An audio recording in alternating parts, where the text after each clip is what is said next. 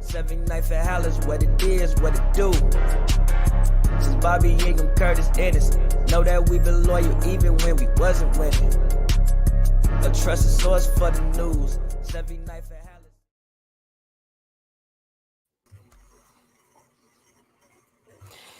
Ladies and gentlemen, we are here, late night, 79th and Halas. It's your guys, Scott and Flows, man. You know to follow us on Twitter and Instagram at Barberchair Scott, at Flows and Dolini. This is 79th and Halas, episode 228. We are back from it's really it's long, but it's not really long. Voyage. It's long when you're on the road from Kansas City. Here to talk about the debacle that happened last night at Arrowhead Stadium, 41-10, and honestly, it wasn't even as close as that score. I want you to believe the 10 points were like actually mercy points towards the end. But we are here to break that down. We're here to talk about all the the crap going on 1920 football drive. We'll get Joe's opinion more on what happened this past week because of course y'all heard mine on I'm not gonna hold you this week. My light in this room sucks, so if you can barely see me, I apologize. But we're gonna move on the way we're moving on.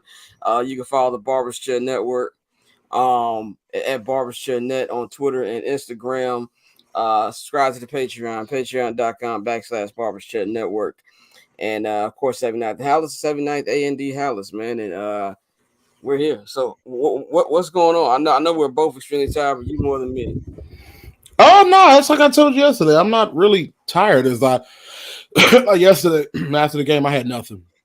Now I'm bodily tired. Mentally, I'm not really tired. You know what I'm saying? The thing about a drive, I'm saying I'm mentally tired, not bodily tired. The thing about a drive from me, at least when it's like 10 hours or under, it's not my body that gets tired, it's my mind. Because I have to sit there and it's monotonous. It's just same things. Street, clouds, nothing else for 500 miles. It's annoying. But yeah, man. And then, to make matters compounded with terribleness, Bears get destroyed. So, typical Sunday. Typical Sunday, man. Before we get into the crap that happened yesterday in our eventful evening, what is your opinion on really the whole mess that happened this week? I was at Halas on Wednesday. I gave my takes on Twitter while I was in the building, and then I also gave it on I'm Not Gonna Hold You this week, and of course on JR Bang Some Dude podcast. What is your 2 cents on everything that went on of a 1920 football drive? I mean, what I saw was Justin Fields being completely dissatisfied with the way his coaches were coaching and leading him. I mean, I saw that he had to come back and say, "Oh well, media. I know you have a job to do." No, you spoke what's on your mind, and that's what it is to be human. The first thing that we want to say comes to our mind. It's the first thing that's what we want to say immediately. It comes to our mind, but of course, that's not the real team player thing to say. And so your instinct is to, I need to change this. I need to go back and change what I said. But that was on that specific issue. I don't mind him saying that because I do think that they are trying to make him into a player that he's clearly not.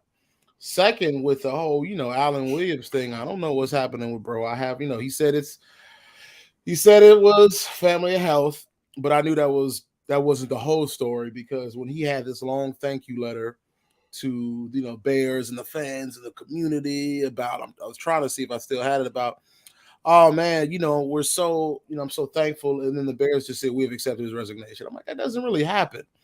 At least from what I can tell. That's anecdotal, but at least from what I tell is, at least from what I remember, when people get fired or they resign, we thank them. Even if you're fired, I've seen better letters saying, "Oh, we thank them for their time here, and we wish them the best." All it says, "We accept his resignation." I'm like, he did something stupid, or he did something wrong, or he did something criminal. But I don't know. And right now, I just said, was it HR is involved? That's all they know. Yeah, they said HR got involved. They said it wasn't criminal, but it was inappropriate. I'm not gonna say what it was. We don't know, but I can put two and two together. So yeah, something terrible. Yeah. So, and you add all that stuff together, and it is a damning display of what the Bears are. A terribly ran, inept franchise, inept organization. And this week's result on the field emphasized that point. Terribly ran, terribly constructed, full of people who shouldn't be at their jobs. Yeah, I mean, you pretty much summed it up there. My whole thing was this, and I've said this many times, and I feel this even more after that crap that Justin pulled yesterday. I think, and I said this, I'm not gonna hold you. It was a lesson for Justin Fields about the media. The media is not your friend, and honestly, I think this is something Jason Goff said on the score today. Like, the media's actually done a pretty fair job with Justin these last 2 years. I don't think it's been any unnecessary coverage of Justin. I think they've treated him well. And I just feel like you don't want to come out and say, well, y'all just do stuff for clicks. Da, da, da, da. And I just feel like that's not the way you want to come at it. And like I said, he's young.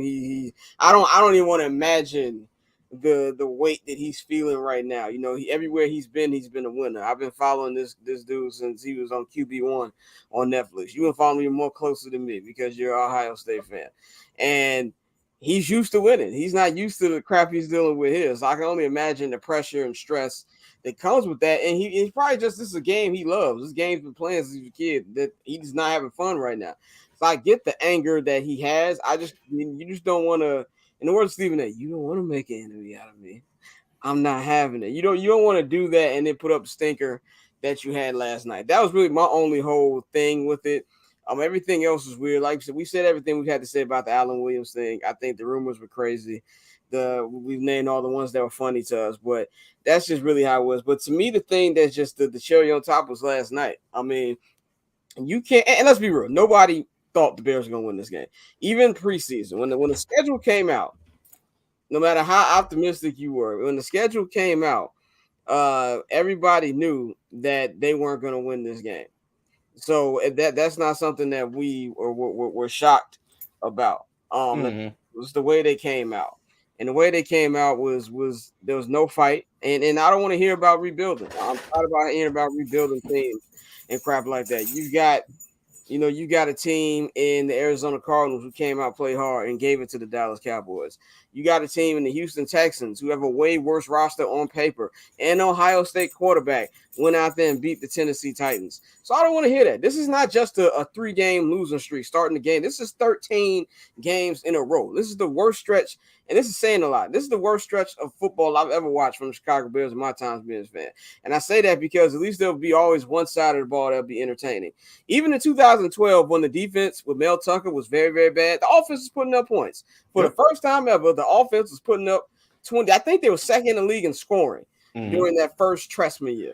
They're not doing anything. And the offense is bad. And, you hire this defensive guru, which I didn't like hiring a defensive guy to begin with, but we're not going to get into that.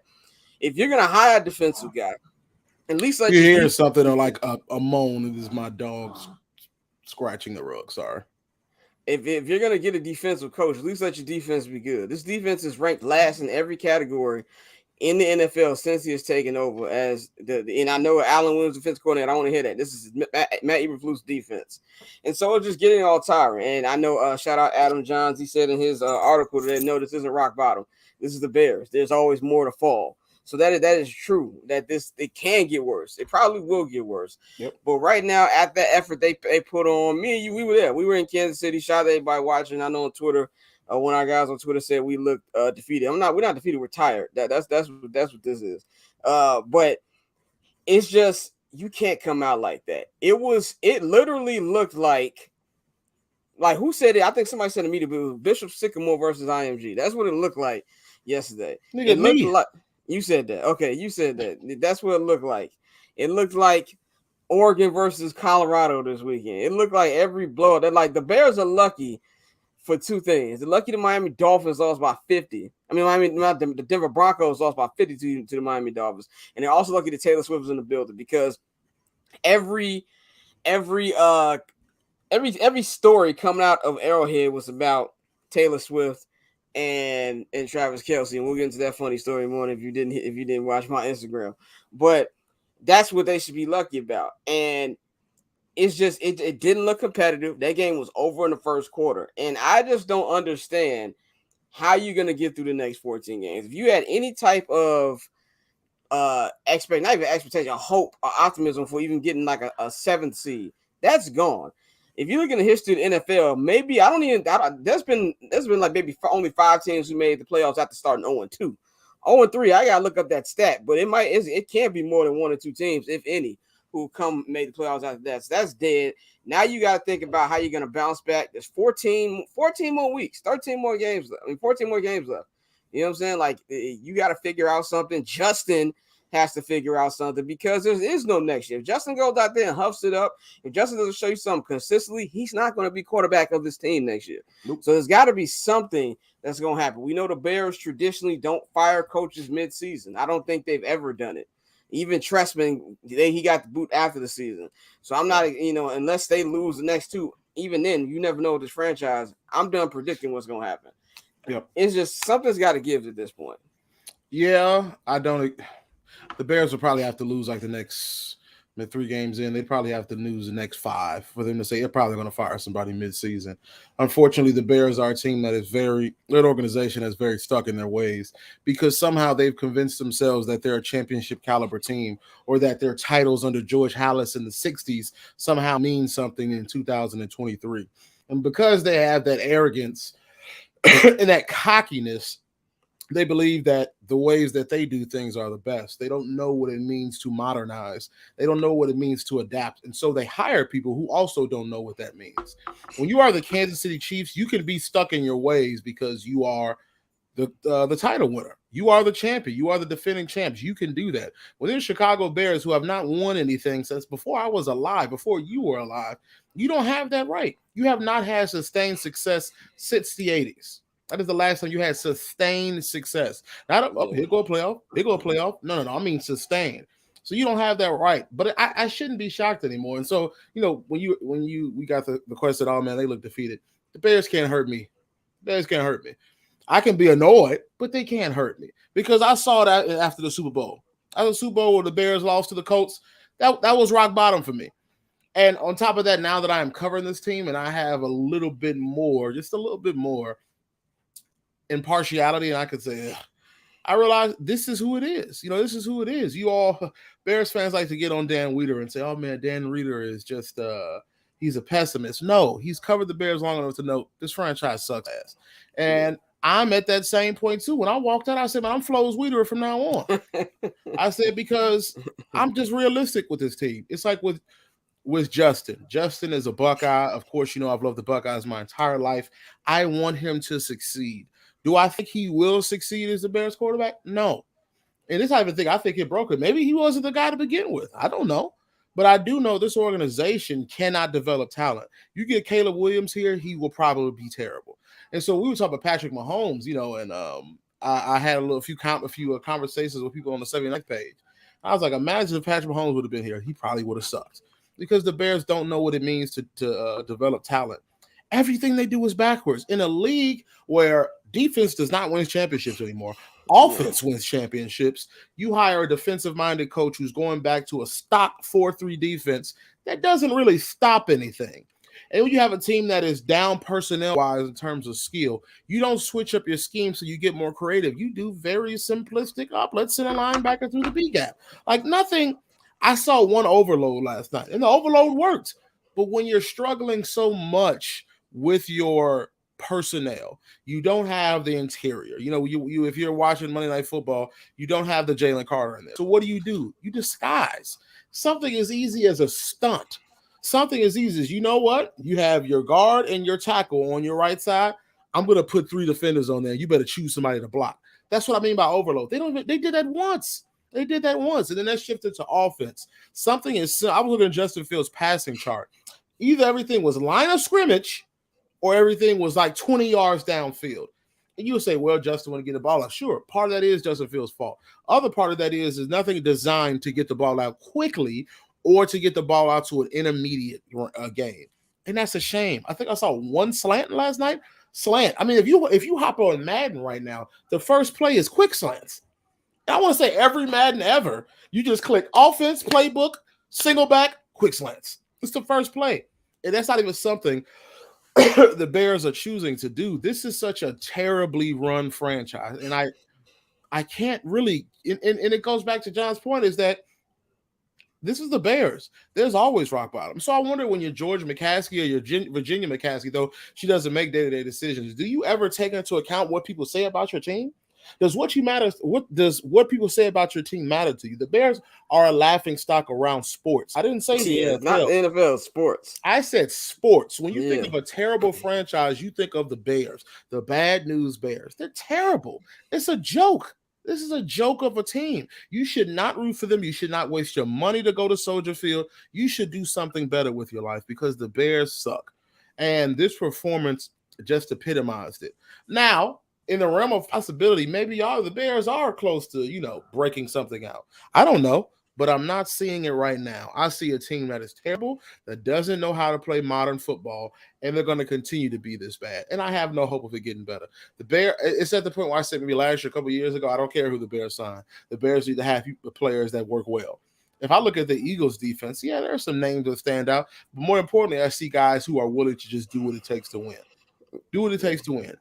And it's a shame, but the Bears have to show me. I'm at the showing point. I said, they signed this person. They got that. You can say the Bears signed Devontae Adams. His backup is A.J. Brown. The third stringer is Jamar Chase, for all you know. And I'm like, that means nothing. That's how pathetic the Bears are. That means nothing. I said it in the car ride on the way back to Kansas City, when the Bears would get the number 1 pick and the number 2 pick in Carolina, and they go out there and grab Caleb and Supermar. And guess what? I'm not gonna be excited, because to me it's just like victim number 1, victim number 2. You're gonna add them to the long list of victims because they don't have the right infrastructure. To me at this point, and by the way, we have y'all voicemails, just letting y'all know we will play them in a minute. I know y'all was lighting the voicemail up yesterday, which only happens when the Bears get embarrassed. If these niggas would have won, it'd have been nothing from y'all. But anyway, it's not about the McCaskeys anymore. It's what is going on with Kevin Warren. You know what I'm saying? Like, we've heard, Kevin Warren, he wants to win, blah, blah, blah, blah, blah. There's got to be a precedent set. Like, this Sunday is the Huff Bowl. You got 2 teams, a combined 0-6. And if you want to go even further, it's a combined 0-16, because the Bears on a 13-game losing streak. And I'm going to keep saying that because it matters, okay? Last time they won was October 24th, 2022. This is, if you lose that game, heads gotta roll. Like, if it was up to me, if I was Kevin Warren, even Foods wouldn't have got on that plane last night. It wouldn't even went to Sunday. Yeah. Now, the messed up part is this: since it's mid-season, there's no interim coach or change you're gonna make that's really gonna make that much. Like, what you make Getsy, your interim coach or whoever. You don't even have a defensive coordinator right now. Like, you didn't even promote anybody. You don't even have a defensive coordinator. Like, that's crazy to me. It's been almost a week since Alan Williams stepped down, and you don't have a defensive coordinator. There's been no talks about that. It's crazy. It just doesn't make any sense. I said it feels like it was almost 4 years ago now. It was 2020. It was right when we first hit quarantine. It was the first quarantine free agency, and I called the Bears the football Knicks. And so many of y'all got mad at me. Look how accurate that is now. And honestly, the Knicks are turning around a little bit. The Knicks are turning around. They've got like an actual direction now with everything they're doing over there. They've got them a star and Jalen Brunson. They're moving things around. They made it to the second round of playoffs last year. You know what I'm saying? So they're going in the right direction. But if you look at the peak dysfunction, which wasn't that far long ago with the Knicks, it's reminiscent to what's going on with the Bears. Like you said, the Bears are the laughing stock of sports. It's not just football anymore. And you keep talking about charter franchise. Yeah, they're the charter franchise. They started the NFL. Like, this was the funny thing yesterday. I went to the bathroom yesterday, and when you're in these on the road stage, you hear the radio team of the home team. So I'm in the bathroom and I'm hearing the radio team of the Kansas City Chiefs, and they're doing their best, their professional best, to try to say something positive about the Bears. And all they can come up with, well, they made it close with the Eagles last season in the game that they still lost.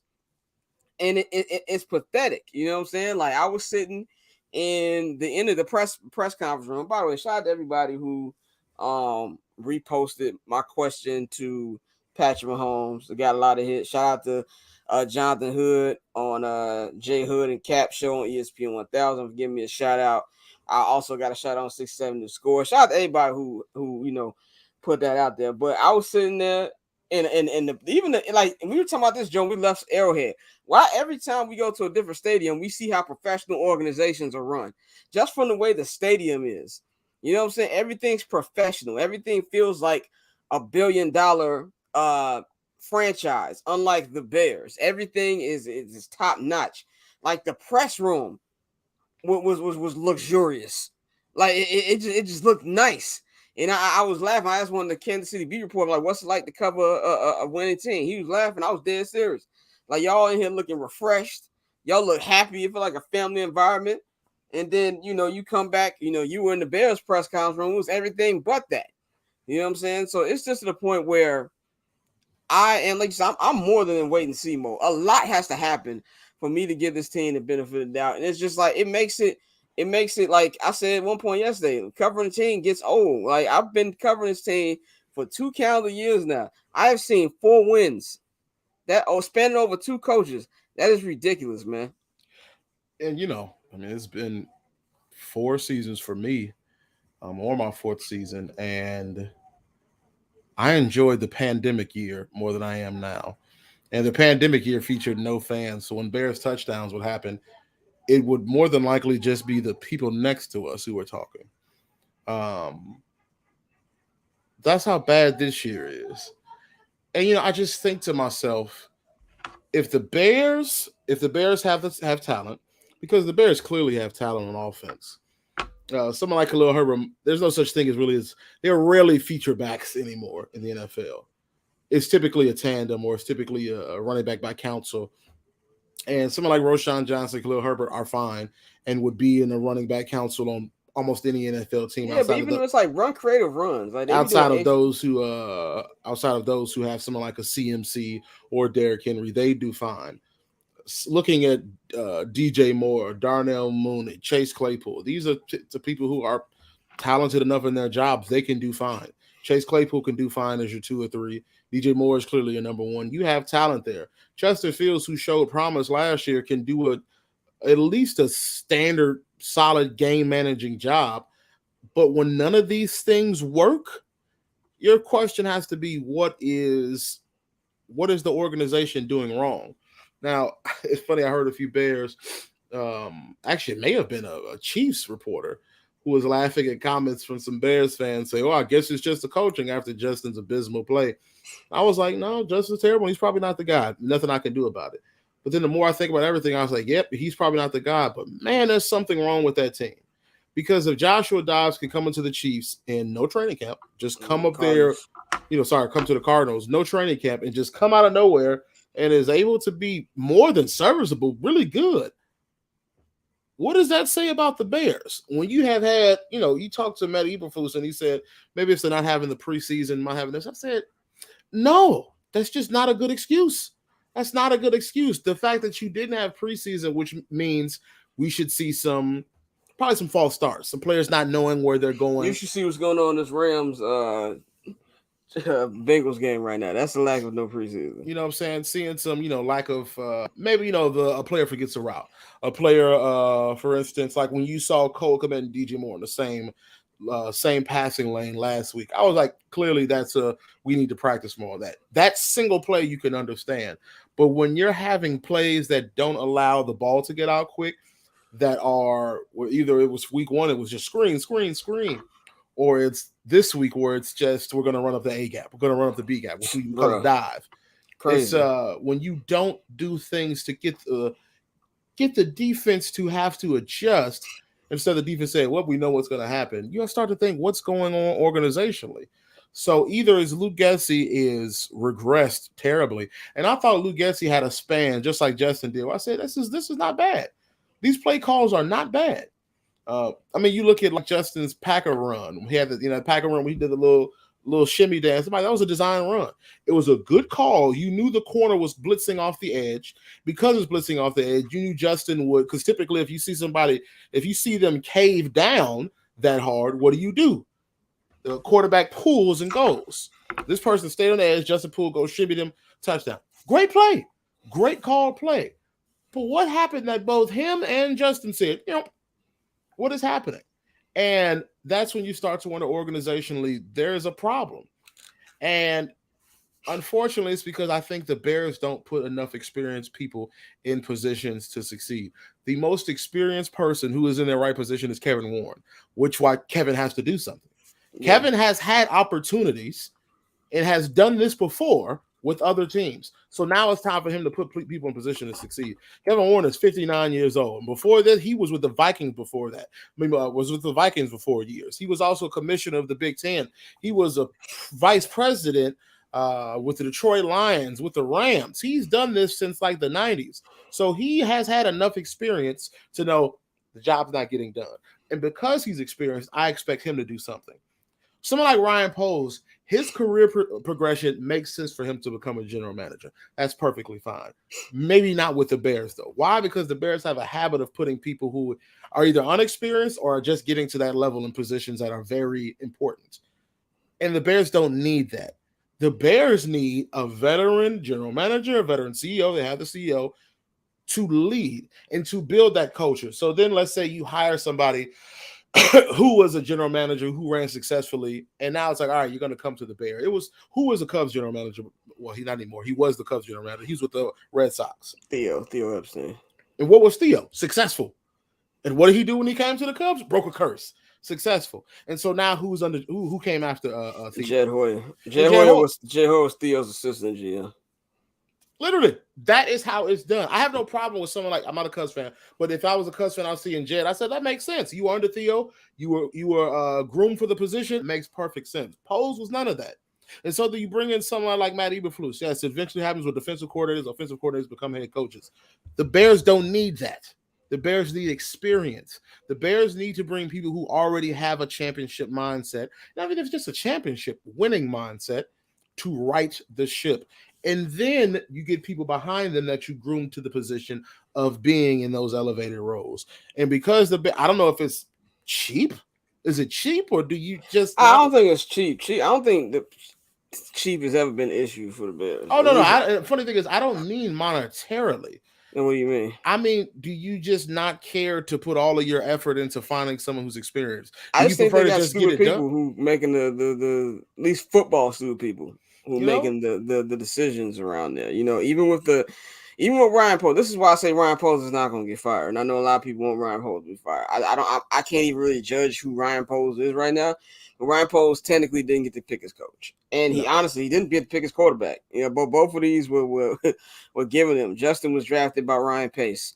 Eberflus, even though Poles hired Eberflus, but you got to remember the Bears put together like a recruitment team, which is the stupidest thing ever. Like what franchise puts together a recruitment team of people not even in the organization and people in lower positions in the organization, and no disrespect to these people, to hire a general manager and a coach, and then you hire the general manager and tell them these are the coaches we vetted. You pick from this. Like, to me, it was like taking power away from him as soon as he stepped in there. You know what I'm saying? So that, to me, just off the rip is why I think Poles is going to keep his job. Now, I'm not saying that I would keep him. I probably would get rid of everybody, but I'm different. You know what I'm saying? I just feel like, and with the signings the Poles made, like, it's some of them make sense, some of them don't. Like, it's just really, it's a top-down problem. Like you said, this is on Kevin Warren.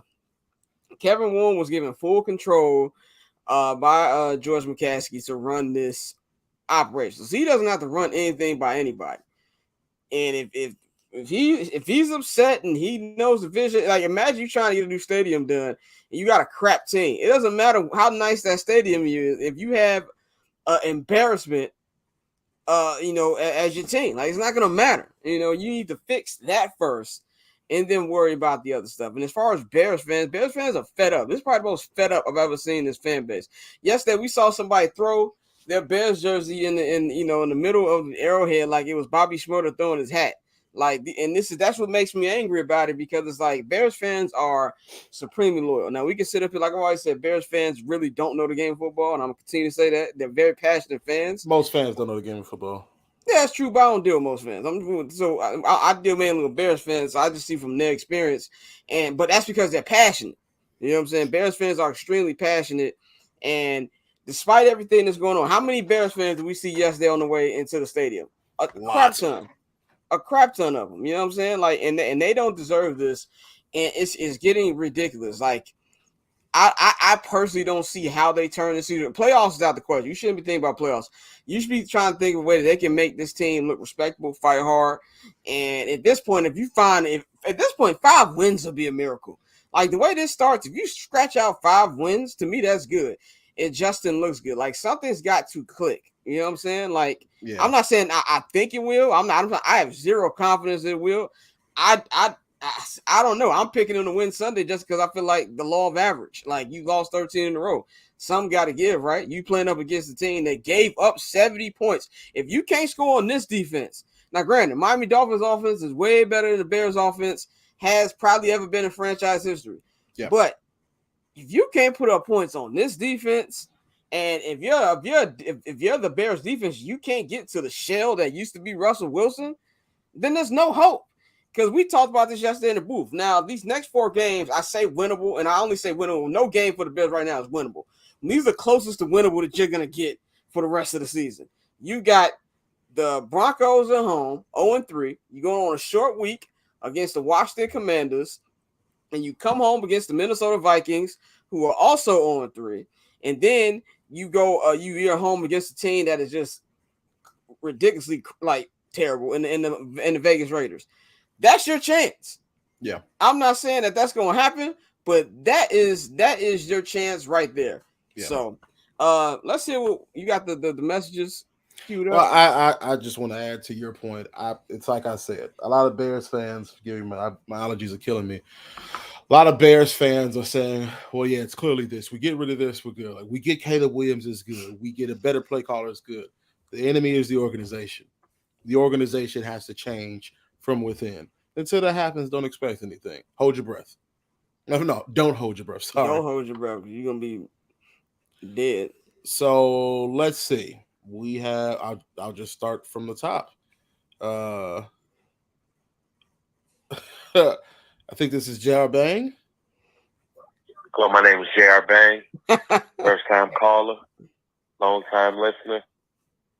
All I got to say is, Big Taz, you on the clock too, motherfucker. Okay. Next one. Hey, what's up, 79 to Halas?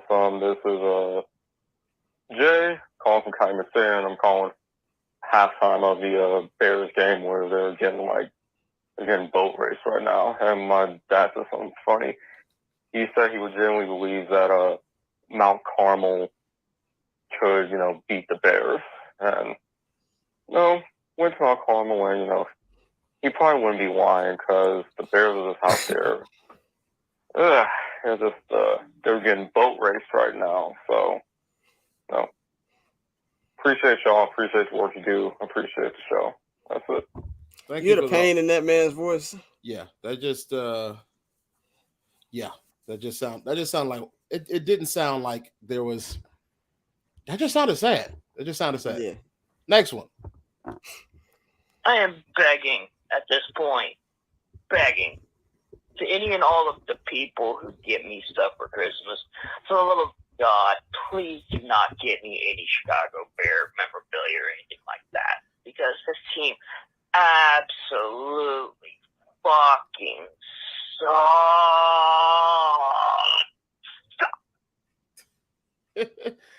Yeah, to say don't give me anything for Christmas with the Bears. That's disheartening. That's what it's come down to. Next one. How you doing, fellas? This is Ramella _Jordan from Twitter. Jacoby Myers, #1 fan, and I'm just calling in to say that this team just simply stinks. Directionless, effortless, football team that just regressed. I've never seen a football team that spend the amount of money that they've had in terms of free agency and draft capital on the defense and take an egregious step back that they did. Last year, I went to the majority of the games. I say 7 out of the 8 games I went to, and they played with more effort and more heart than the team that you're looking at now against Kansas City. It is ridiculous. Chicago Bears should be the same. They should move out of Chicago and just completely just leave. Thank you. You guys have a good one. Appreciate you, brother. Yeah, Most of these will be us saying yeah because Yeah, I have no responses. these are depressing. What's going on, boys? It's Nick at Art by Nike. I don't know what the hell we just saw in that first half, but it better. It's not even going to turn around in that second half. But let me tell you what. At the very least, someone's got to get fired at the end of this season. Whether it's Poles, Eberflus, both of them. We know damn well Justin Fields probably ain't coming back after this season. He's probably getting traded. He's not getting cut, but he's going to get traded. This is just a dumpster fire. We're cursed. I don't know. I don't even know why I even subject myself to watch these. And if you haven't already, Bears fans, get Red Zone. Save your Sundays. Watch good football. That's all I got. I'm out of here. That's actually a very good point. Bears fans get Red Zone. Do not waste your time. Yeah. Do not waste your time. Next one. Yo, my gosh, man. I end up just getting high at halftime just so I can laugh at this shit, man. This is hilarious, bro. We deserve so much better than this bullshit that they got us watching, man. They need to fire the entire coaching staff, but they won't. But you know what? It is what it is at this point. I can't even be upset. Like I said, man, I'm just laughing at this whole thing.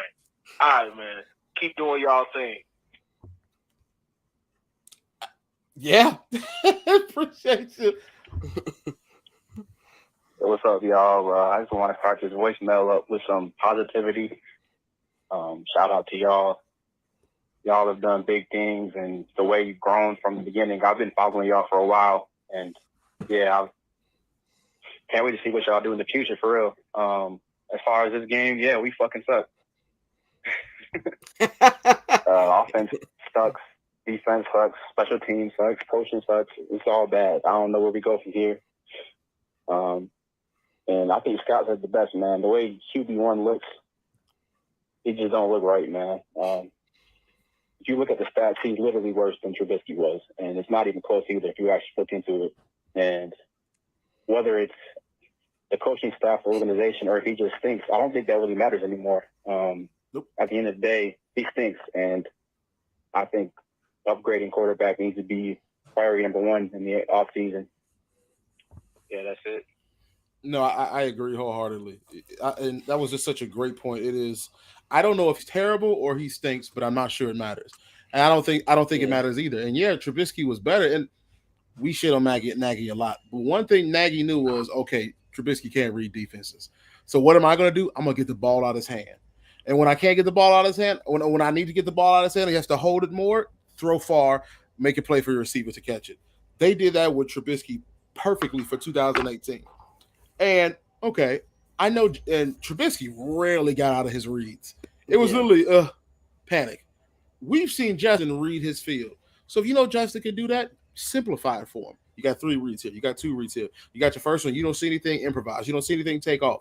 Simple ways to do that. Because whether you like it or not, you're not going to put Nathan Peterson in there because you know what he is. He's dog shit. You know it. Y'all can put Tyson Badgett or Tyler. I'm sorry, I don't know what his name is. Tyler Badgett in there because no. Bears fans saw him do a touchdown in the preseason and said, "Oh, he's clearly better." That means nothing. It's preseason. So those guys are not viable options. So you're going to have to do what you can to make him serviceable or make him just be himself. Be himself. So, no, I agree wholeheartedly. But I don't – at this point, I remember talking to Steve. You know, Steve, 1/3 of the wise men, said I would give him to week 4. If he says week 1, next week there better be something in there. Because if not, I would say move on completely. Well, that's actually I'm glad you brought that up. That's actually how I wanted to close Got one this more episode. Okay, go ahead. Yo, this is Weekend Gabe. Love y'all. Y'all do great work. Proud to support you guys. Listen, I'm 42 years old. I just turned 42.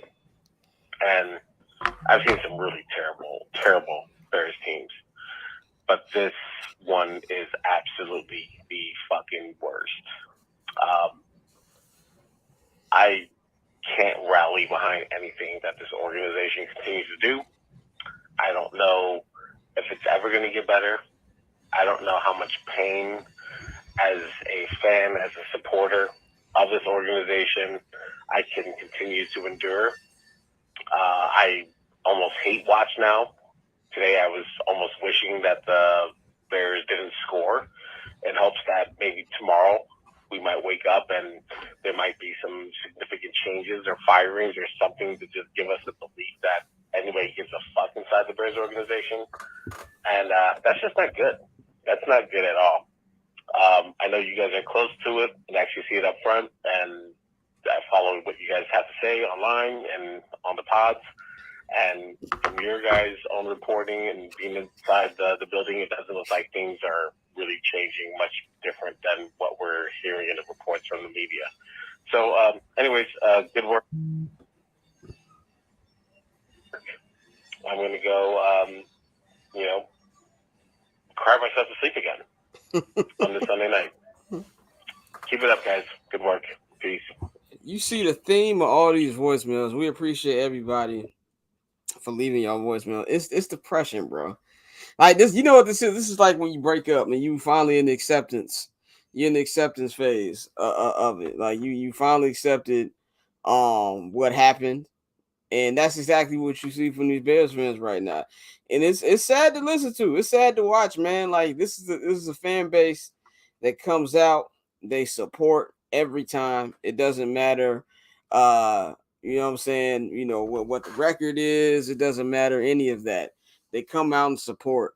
And we come out here and we continuously get the same crap, man. And you hear that in the voice of these fans. And that's it's just really disappointing to see. I don't know where my brother went. He just kind of like kicked out of the room. So I'm just going to continue about what's going on this week. So we've got this week, we got the Huff Bowl, as I like to call it, between the Bears and the Denver Broncos. And I think this is a game where you're gonna really see. Well, I can't say what team this is because we kind of already know what team this is, but this is where we're gonna see what they're made of.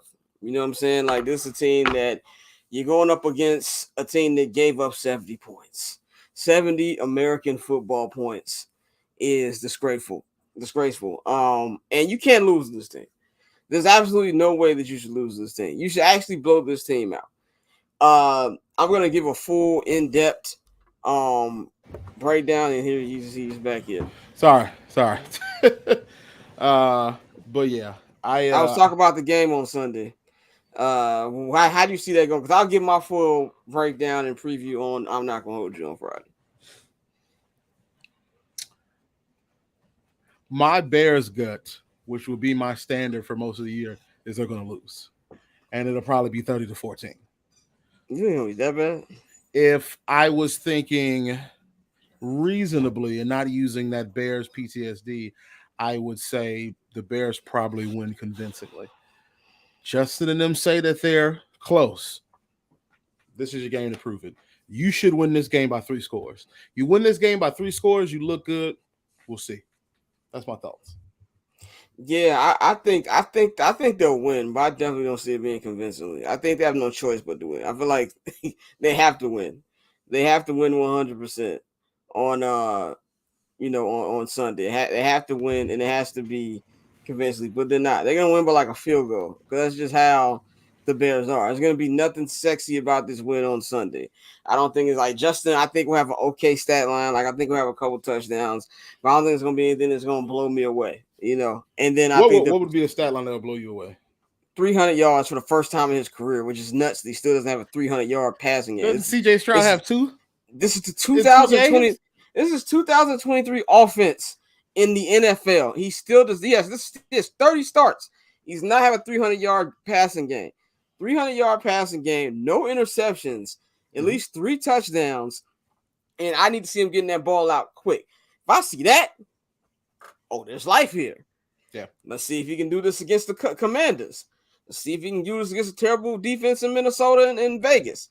Then that's something for you to build on. If you can't look like a competent quarterback against a team that gave up 70 points, 70, it's hard pressed. You do that on Madden, 70 points. If you can't do that, there's no hope for this dude. None. I agree. None whatsoever. And that's pretty much where I'm at with it. I'll give my more football analysis on I'm Not Gonna Hold You on Friday, but that's just pretty much where I'm at right now. I agree. For him, he has to have 300 plus passing yards, 3 touchdowns. I don't care about completion percentage; it means nothing to me. Completion percentage is like batting average. I don't care. Which he said that he was like, it could be high, it could be, it don't really matter, and it don't. It doesn't matter anymore. As long as, like with Jordan Love, his first game, his completion percentage was terrible, but he did good the game against the Bears, and you can't even stun on it. Whereas if you look at his stat from the last game, I don't think he did good until the last quarter. He came back and won, so all that matters. And in the last quarter, that was more important than saying, "Oh well, he had this, he had that." So it's more important in the moments that it matters. And what are you doing when you get the ball out? I will say the only positive, Justin's footwork was much quicker this game. So that means there's something there. If it's quicker, all right, now it's time to get the ball out quick. Bam, bam, throw, bam. And when you get that rhythm, okay, let's switch it up with a QB design run. After that, you know what? Play action, let's fake a bomb. Let's do a shovel pass. Something like just simple. You're going to say, oh, I know Justin can throw long. Shovel pass to the middle. And then once it's done all of that, maybe you set up here with the toss. Maybe you set up here with the dive, and then you launch it. It's just switching it up because no one, if you use all the tools that you have at your disposal, there's no human that can guess what you're going to do. And I think that's just what the Bears are doing. If Justin does that this game, there's life. If he does it over the course of the next 4 games, then they say, ooh, okay, he may be who we thought he was. These 4 games are it right now, man. Because if the Bears still put themselves in a position to get that number 1 pick, it's hard to say I'm going to pass up Caleb Williams. It's hard to say that unless he definitively said, I ain't going to the Bears. Because if Caleb said, I ain't going to the Bears, then you keep Justin because he just won't come out into the NFL draft. Yeah. But if Justin does that and then performs and has a great season, if he comes out of this with a great season, then you have your guy. But as of right now, no. So I agree. But, I said that I was going to give 17. I'm giving him these next 4 games. Like this is the season right here. Yeah. Let's just say in the most optimistic view, which I do not see this happening whatsoever, by the way. I personally think they're going 1-3 in these next 4 games. Yeah. But let's just say they win 4 in a row. Now you're 4-3 in a terrible NFC, and you go on the road to play I was going to call them San Diego. The Carl's Jr. Chargers is what I'm going to call them. In SoFi Stadium, which, the Chargers, they're okay. They have a great quarterback. They're okay. They're not a great team. Then you got things that's turning around. I just don't see that happening whatsoever. And the only reason I'm picking them to win on Sunday is because 14 in a row, 14 losses in a row, really? Like, I will say this, though. They lose on Sunday, he has to be fired. Like, if Kevin Warren lets this team lose at home, mind you, to a team that just gave up 70 American football points, and you don't fire somebody, that tells me everything I need to know about Kevin Warren, and I'm writing him off as well.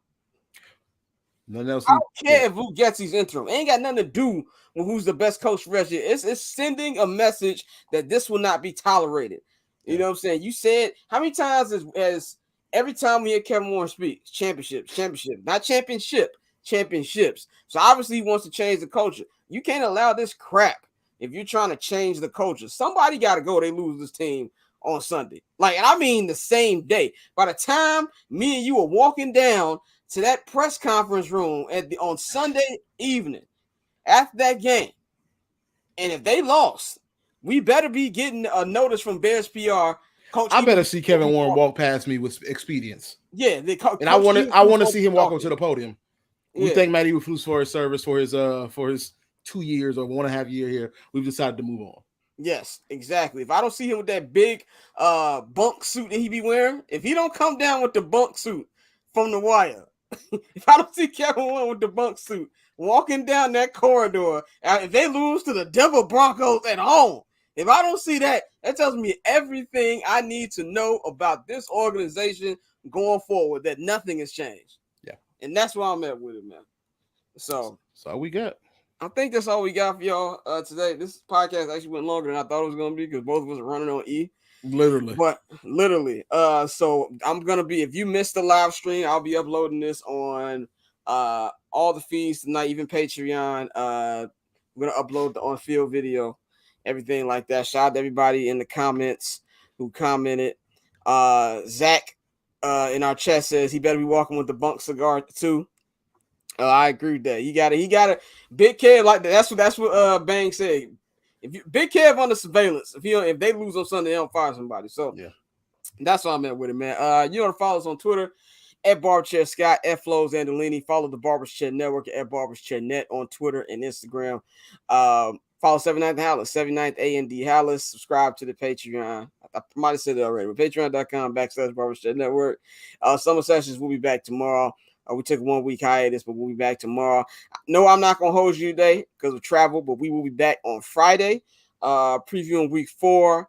And from what my sources tell me, we might have a trade to talk about with Damian Lillard by Friday. So we'll see everything. I'm not going to hold you on Barbershop Network and HMB Media, man. So for me and Flows, y'all enjoy the rest of y'all night. We up out of here. 79th at Halas, what it is, what it do. Since Bobby Ingram, Curtis Ennis, know that we been loyal even when we wasn't winning. A trusted source for the